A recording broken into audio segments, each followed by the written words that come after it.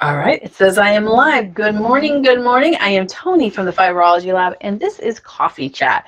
What I have been doing over the last couple months is doing a little bit of learning how to quilt basics, kind of walking you step by step in how I teach my quilting beginning class, because I am going to revamp it for a virtual process. So I'm getting some of my worksheets, my PDFs all set up and redone. And if you're interested in to play along to get the PDFs, just join our Mighty Networks friendsfibersfun.club, and you'll find the information in there. So I am going live today. We're going to talk a little bit about labels and some other things. So come on in, say hi and where you're coming from. And if you are watching on the replay, thank you so much. I've seen and I thank you so much for commenting, commenting, leaving a comment. I don't think commenting is, well, maybe it is. I don't know. Anyway, thank you so much for watching on the replays. I really appreciate that. Shout out too. And I do know your time is valuable. Hey there, Diana. Good morning to you. And there's Miss Hope. Good morning, friends. We are live in Facebook and YouTube.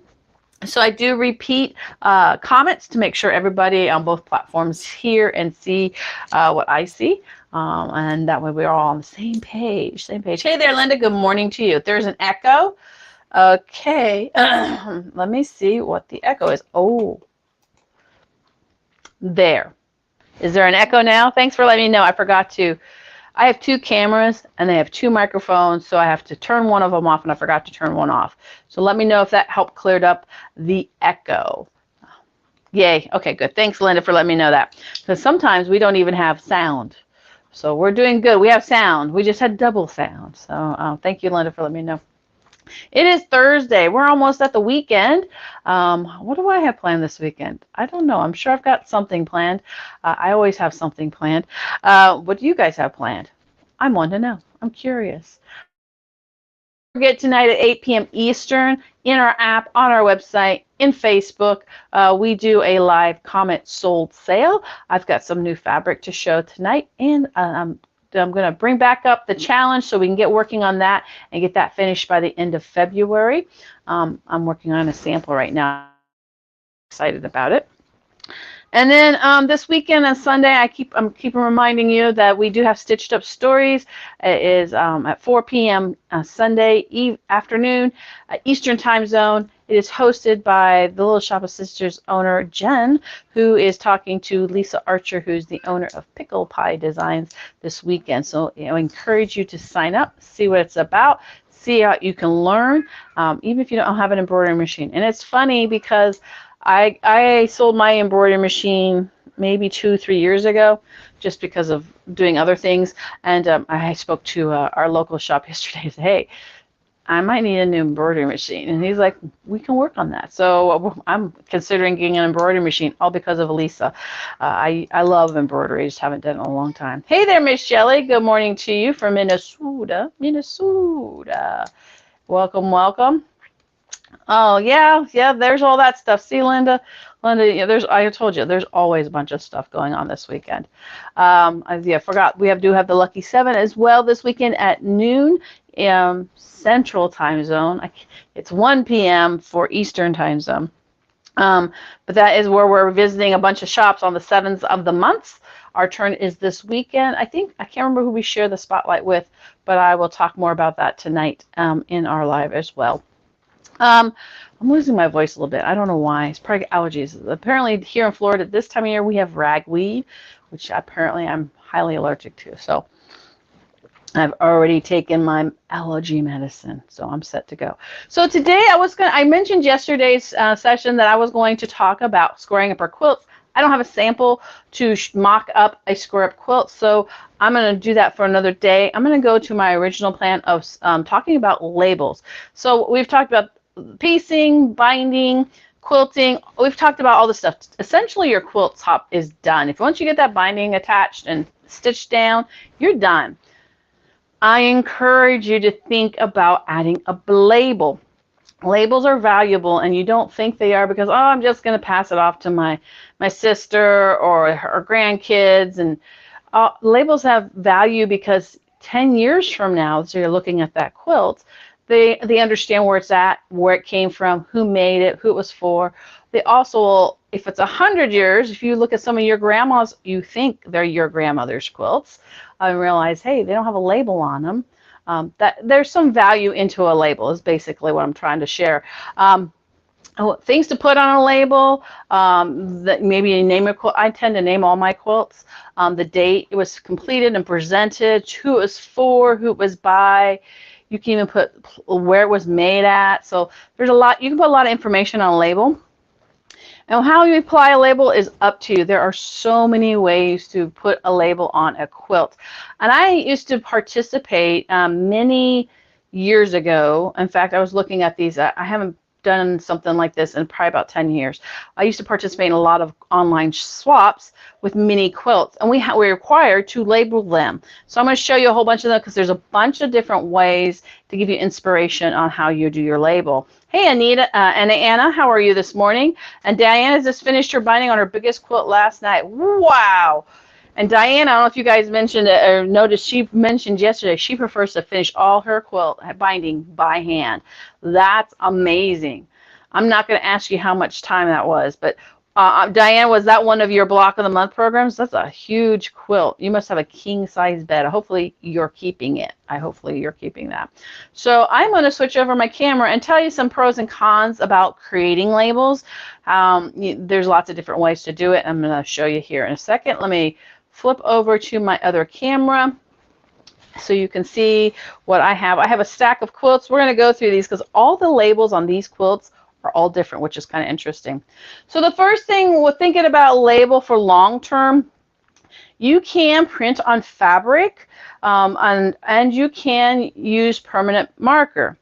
I don't recommend permanent marker. What happens with permanent marker? It bleeds and it fades fast.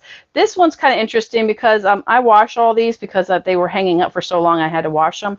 And I've actually lost the label print. This one was done on her printer. You can do it on an inkjet printer, a regular printer from home. I don't recommend a laser printer. It does need to be an inkjet printer. And one of the things she probably didn't do was heat set her ink. So the easiest way to run fabric through your printer is to iron it on the waxy side of freezer paper, not wax paper, freezer paper, and you iron it to the wrong side where that shiny side is, where the wax is, and then you run that through your printer and it'll print on your fabrics crisp and not, create issues with your printer.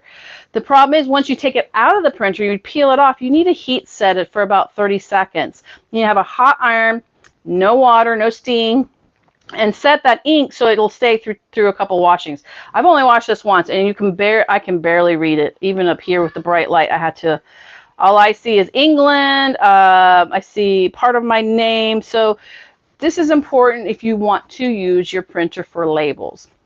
So that is one way to do a label. The other thing that I thought I would pull these out, I didn't have one that has the label in the corner. I think it was Hope, maybe it was you yesterday mentioning that she actually makes her label fabric in the corner. You take a square, you fold it and iron it in half, and you sew it in with your binding. So that is another way to do it. The corners on these are for is for sleeves. We'll talk about those tomorrow, some different ways to create ways to hang your quilt. So that's one binding or one labeling way. This one I used Pigma pens because they will last the wash. They are designed not to bleed. They're designed not to fade through multiple washings. So this is a round robin I did in 2009. And these are the people that participated in the rounds. And I took scraps of this quilt and made a block. So you can see that's another way to create a label using pieces of the fabric from the front and putting it on the back. So, and then this one I liked. Again, it's kind of the same concept. She did use a Pigma pen, and the other thing you notice, these are all hand stitched down. Now I have seen people use seam a steam and iron them down. it will eventually wear through time, so I do encourage like hand stitching it down. And again, she pulled a piece of the fabric from the front and put it to the back side. And here's another sleeve. So we'll definitely talk about how to do different kind of sleeves. One of the things for these different swaps that I did, they had to have a label, and some of them had to have sleeves on them. Here's another cool idea. So this particular one is a hand embroidered on it, which obviously is going to last through time. I just love how she did it with my name, her name, the date, and the quilt swap that we did this in. And she put a little binding around this. It's almost like a mini quilt, but it is one piece of fabric. She did a really cool job on this label. Wow, that was a big block of the month there, Diana. Did you add to it to make it 120 inches, or was it meant to be 120 inches? So this is another one that was printed on a printer. And you can see what, after I've only washed these all once. This color picture kind of faded, but the black stayed. So again, keep that in mind if you're going to use your printer, that you want to heat set your ink, and then obviously the black's going to show up, the color picture might not show up through time. So just something to think about as you start doing different labels for your quilts. Now this is another way to label your quilts. Let me see if I have another one. Yeah, I do. Is to write directly on. This one was done on the binding, which I thought was awesome, because then she didn't have to worry about sewing anything, and she kept the quilt pretty small. And this one wrote directly on the back of the quilt as well with a pigment pen, so it would last through time. So that's another way to do it. Another idea I have seen people do, well, they'll take their machine. Most machines have alphabets, and the alphabet's a tiny one, so you can always put love Mimi or love Mama or whatever along the edge of your binding as well. The other cool thing about putting it into your binding, if the quilt ever happens to get misplaced or stolen, it's going to be an easy identifier for your quilt. So this quilt was another one that was handwritten just on a regular piece of fabric. She did incorporate it into her binding as well, so all she had to do was stitch the two sides down. And let's see what else. I've got a couple more here. And this one's another one where she just took a small piece of fabric, hand wrote it out, and then she drew on it. It was really kind of cute. And then this one is another one that I did, and again, you can see what happens when you use the printer. I washed this. I have heat set it, but it did bleed. So this was using my printer with my thoughts on this particular quilt, and then I finished it off with a border. So I love to see quilts that have labels on them, because it kind of signifies, it really talks about the quilt. So when you go to quilt shows and stuff, they're required also to have quilt labels on their quilts too, to identify them to participate in the quilt shows. So that's just something to think about. Do you have to do a label? No, there's no quilt police here. You don't have to do a label. But it's kind of a nice finish, and like I said, years down the road, we don't think that far forward, but someone's going to hold that quilt and wonder who made it and what was it made for, and how maybe even how to take care of it. I've seen people put care labels. We're going to talk about how to take care of your quilts tomorrow, as our last session wraps up, and finish up this series, and then next week we start something totally different. Pretty excited. Next week we'll start with some technique videos and get some other things going for you. So that's just a little short video, information on labels, different ideas and inspirations. I'm watching my cat being really silly right now. He's climbing. I don't know why he's climbing, but anyway. Does anybody have any questions on labels? How many of you actually do labels? Now I'm putting you on the spot. You don't have to answer. You don't have to answer. I would say, Diana, that big quilt, I would put a label on that one, because that's a big quilt. Especially these large ones, these queen ones that they will pass on. You definitely want to put labels on them. The smaller ones, maybe not. Maybe not. It's up to you. Hey, Tris. Morning, no labels. You go, Tris. You are a rebel, you. Good to see that. 12-month program ended up being 12. Wow.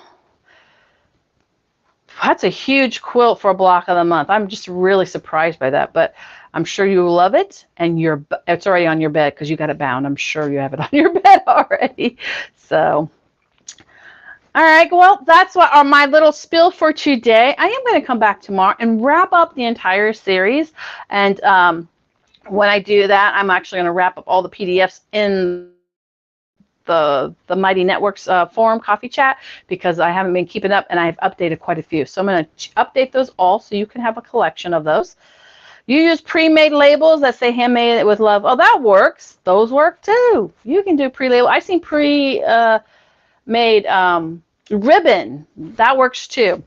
So just keep that in mind. There's no date on it. So maybe put a permanent marker with a date somewhere on the backside too. And Valerie says she usually labels gift quilts unless I don't know the person. Ah, okay, that's pretty smart. And she also thinks in case there's a possibility of people regifting their quilts. No regifting quilts. Keep those quilts. Valerie, that's very smart though. I think that's a smart idea. So thanks for joining this morning, Valerie, for popping in on there for a few minutes. So I will be back again tomorrow. I'll talk a little bit about caring for our quilts and what you need to tell other people that you're giving quilts to so they don't end up in a box saying, I'm afraid to use it because I want it to be a keepsake. And if they're like that, you need to put the label on that, right? But I'll talk about that tomorrow. So tonight I'll be live at 8 p.m. Eastern, and then I'll be live tomorrow, and I'll be live Saturday at 1 p.m. Eastern for our live sales and our Lucky 7 Shop Hop. You guys have a great Thursday. Thank you so much for your time and coming in and saying hi and engaging. I really do appreciate it. You have any questions, you can always email me at info@fibrologylab.com. Remember, we are friends, fibers, and fun.